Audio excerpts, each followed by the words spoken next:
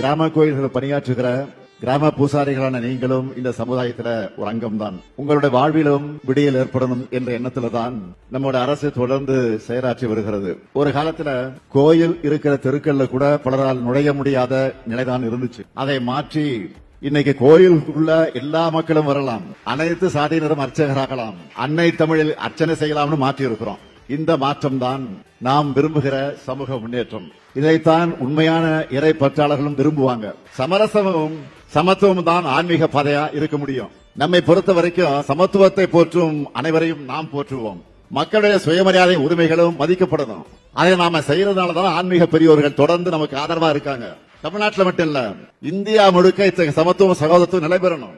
மக்களுக்குள்ள ஒற்றுமைதான் ஓங்கி வளரணும். மக்களை பிரிக்க நினைக்கிற கும்பல்களை அடையாளம் கண்டு புறக்கணிக்கணும். இங்க வந்திருக்கக்கூடிய பக்தர்களுக்கு, ஆன்மீக அன்பர்களுக்கும், திருக்கோயில் பணியாளர்களுக்கும் கொடுக்கிற வாக்குறுதி என்பது உங்கள் நலன் காக்க இந்த முத்துவேல் கருணாநிதி ஸ்டாலின் இருக்கேன்.